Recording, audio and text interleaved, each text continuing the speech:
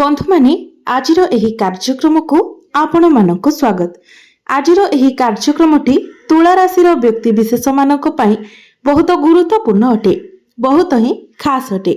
कारण तुला राशि व्यक्ति विशेष मानक पई एही नूतन वर्ष 2026 रो प्रथम मासटी अर्थात जनवरी 2026 किपरि रहिबो से विषय रे आजिर एही वीडियो रे आमे माने आलोचना करिबा। एही जनवरी मासरे आपणकर स्वास्थ्य, शिक्षा, प्रेम जीवन, वैवाहिक जीवन, भाग्य, क्यारियर एवं व्यापार वाणिज्यर स्थिति किपरि रहिबो से विषय रे आलोचना करिबा। नवग्रहंकर स्थिति मध्य देखिबा। नवग्रह आपणको केउ भली फल प्रदान करिबारे सक्षम हेबे। यह सहित अशुभत्व प्रदान करुथिबा ग्रह मानक पई किछि विशेष प्रतिकार मध्य जानिबा। नूतन वर्षर प्रथम मासटी आपणक पई कोण आनिदेव, केते मात्रा रे सुख एवं केते मात्रा रे दुख आनिबो से विषय रे आजिर एही वीडियो रे आमे माने विस्तार भाबरे आलोचना करिबा। तो सेथि पई आपण माने वीडियोटी को स्किप न करी शेष पर्यंत निश्चय देखंतु एवं वीडियोटी को लाइक करी चैनलटी को सब्सक्राइब करि दियंतु। कमेंट बॉक्स रे भक्ति एवं श्रद्धार सहित जय श्री जगन्नाथ, जय मां लक्ष्मी निश्चय लिखंतु। तो बंधु माने आसंतु आरंभ करिबा आजिर एही कार्यक्रम को, जहाँ आपणकर जन्म राशि चंद्र राशि उपरे आधारित अटे। तो राशि चक्र 12 गोटी राशि मध्यरु सप्तम राशि हेउची तुला राशि एवं तुला राशि राश्याधिपति हेउछंती शुक्र। तो जनवरी मास आरंभ रे आपणक कुंडलीर तृतीय भावरे गोचर करिवे शुक्र, बुध, मंगल एवं सूर्य। पंचम भावरे गोचर करिवे राहु, षष्ठ भावरे गोचर करिवे शनि, नवम भावरे गोचर करिवे देवगुरु बृहस्पति एवं एकादश भावरे गोचर करिवे केतु।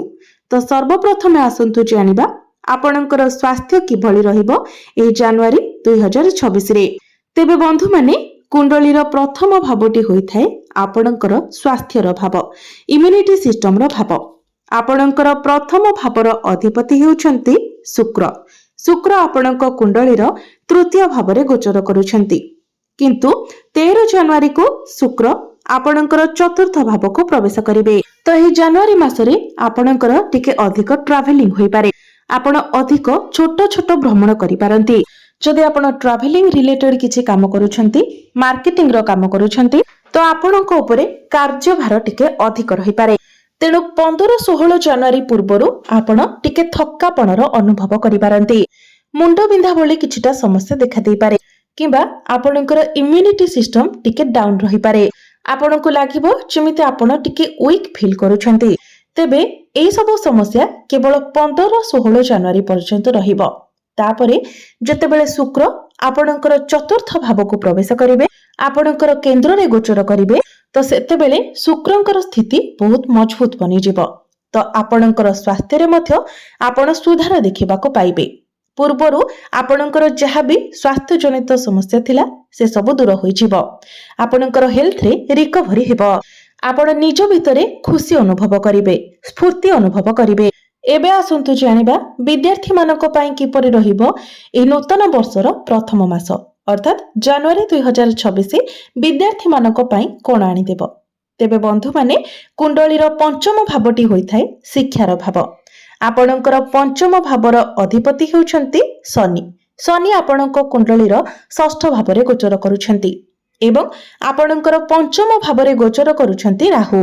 तेबे बंधु माने जेतेबेले पंचम भावरे राहु गोचर करिथांती, तो सेतेबेले आपण टिके कंफ्यूज होई जाइथांती।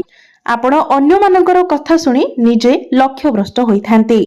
तो आपण मने रखंतु, आपण जेउ भी क्षेत्र रे पाठ पढुछंती, जहाँ भी डिसीजन आपण निजे नेउछंती ताहा ही आपण करंतु। जदि आपण अन्य कहार कथारे पड़ी किछि परिवर्तन करूछंती, तो आपण समस्या रे पड़ी पारंती। तेबे राहु पूरा डिसेंबर 5 तारिख पर्यंत अर्थात डिसेंबर 5, 2026 पर्यंत आपणकर पंचम भावरे रहिबे। मोटामोटी भावरे कहिबाको गले संपूर्ण वर्ष सारा ही राहु आपणकर पंचम भावरे रहिबे। तो आपण चेष्टा करंतु अन्य कहार कथारे न पड़ी निज डिसीजन निजे नेबा पाई एवं आपण जेउ क्षेत्र रे पाठ पढुचंती, जहा करिबाको धार्य करिसंती, सेथिरे ही आपण आगो को जानतु।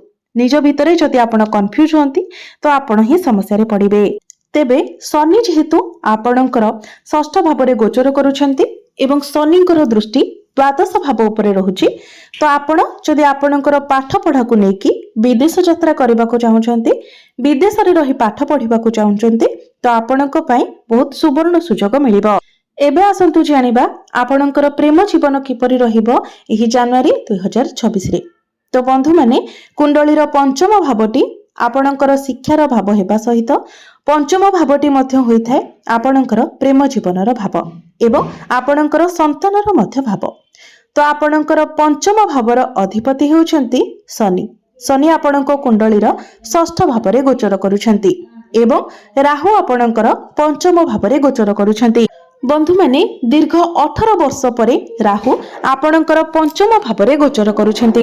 तेबे राहु एठारे आपणक मध्यरे शंका उत्पन्न करिथांती, संदेह उत्पन्न करिथांती, आपणक मध्यरे मिसअंडरस्टैंडिंग क्रिएट कराइथांती, आपणक मध्यरे मिसकम्युनिकेशन होइथाय। छोट छोट घटना को लेकी आपण दुई जण कली झगड़ा करिथांती। तो आपणकू एई सब कथार विशेष ध्यान रखिबार अछि। शनि मध्य आपणकर षष्ठ भाव में अछंती तो आपणकर पार्टनर कर मध्य मूड स्विंग होई पारे। तो जदि आमे कहिबा तो जनवरी मासरे आपणकर प्रेम जीवन एवरेज रहिबो, बहुत भलो नुहे किबा बहुत खराब मध्य नुहे। एबे आसंतु जानिबा आपणकर वैवाहिक जीवन किपरि रहिबो एही जनवरी 2026 रे। तो बंधु माने कुंडलीर सप्तम भावटी होइथाय वैवाहिक जीवनर भाव, आपणक जीवन साथीर भाव। आपणकर सप्तम भावर अधिपति हेउछंती मंगल। मंगल आपणक कुंडलीर तृतीय भाव में गोचर करुछंती एवं 16 जनवरी को मंगल आपणकर चतुर्थ भाव को आसीजिबे। तो आपणकर वैवाहिक जीवन एही जनवरी मासरे बहुत भलो रहिबो। आपण दुई जण मिसी केआडे बुलिबाको जाई पारंती, आपणको भ्रमण सुख प्राप्ति हेबो, आपण कोनोसी धार्मिक यात्रा करि पारंती, दूर यात्रा मध्य करि पारंती। आउ गोटे कथा हेउची 15-16 जनवरी परे जेतेबेले मंगल आपणकर चतुर्थ भाव को चली आसीबे एवं आपणकर चतुर्थ भाव रे उच्चस्थ होई जिबे, एहा आपणकर प्रॉपर्टी को लेकी बहुत भलो रहिबो। आपण निजर जीवन साथी सहित किछि बड़ प्लानिंग मध्य करि पारंती। आपणक लाइफ पार्टनर कर पर्सनल एवं प्रोफेशनल लाइफ रे मध्य आपण ग्रोथ देखिबा को पाइबे। जेतेबेले मंगल आपणकर सप्तम भावर अधिपति होई चतुर्थ भाव रे गोचर करिवे एवं आपणकर दशम भाव को देखिबे, सेतेबेले आपणको मंगल बहुत अधिक शुभ फल प्रदान करिवे। एबे आसंतु जानिबा सबुठारो महत्वपूर्ण विषय वस्तु आपणकर भाग्य, क्यारियर एवं व्यापार वाणिज्यर स्थिति किपरि रहिबो एही जनवरी 2026 रे। तो बंधु माने कुंडलीर नवम भावटी होइथाय भाग्यर भाव एवं दशम भावटी होइथाय क्यारियर भाव। आपणकर नवम भावर अधिपति हेउछंती बुध। बुध आपणक कुंडलीर तृतीय भाव में गोचर करुछंती एवं 17 जनवरी को बुध आपणकर चतुर्थ भाव को आसीजिबे। बुधंकर दृष्टि आपणकर नवम भाव उपरे रहुछि, आपणक राशिर अधिपतिंकर दृष्टि मध्य नवम भाव उपरे रहुछि। तो भाग्य एही मास सारा आपणकर बहुत भलो रहिबो, आपणको संपूर्ण भाव में आपणक भाग्यर साथ मिलिबो। किंतु आमे जदि अधिक शुभ फल कथा कहिबा तो 16 जनवरी परे आपणको अधिक शुभ फल प्राप्ति हेबो, जेतेबेले बुध एवं शुक्र उभय आपणकर चतुर्थ भाव को चली आसीबे। तो आपण जहाँ भी किसी बड़ डिसीजन नेबा पई चाहूछंती, किसी बड़ इन्वेस्टमेंट करबा पई चाहूछंती, किसी बड़ जिनिस किणाकिणी करबा पई चाहूछंती, share market, stock market, trading ए सब रे इन्वेस्टमेंट करबा पई चाहूछंती तो जनवरी मासटी आपणक पई बहुत भलो रहिबो। विशेष करी 17 जनवरी परे समय आपणक पई अधिक भलो रहिबो। एही जनवरी मासरे आपण निज गृह रे कोनोसी शुभ मांगलिक कार्यर आयोजन करि पारंती, कोनोसी धार्मिक यात्रा करि पारंती। भाग्य बलरे आपण अल्प परिश्रम रे अधिक सफलता लाभ करिवे। आपणकर अटकी रहितिबा कार्य गुडिक मध्य आगको बढ़िबो। आपणकू आपणकर भाग्य बलरे समस्त प्रकारर सुख मध्य प्राप्ति हेबो, कारण बुध आपणकर सुख भावरे गोचर करिवे। तो आपणकू समस्त प्रकारर भौतिक सुखर प्राप्ति हेबो। आपणकर क्यारियर कथा जदि कहिबा तो आपणकर दशम भावर अधिपति हेउछंती चंद्रमा। चंद्रमा प्रति 2 दिन रे निजर राशि परिवर्तन करिथांती।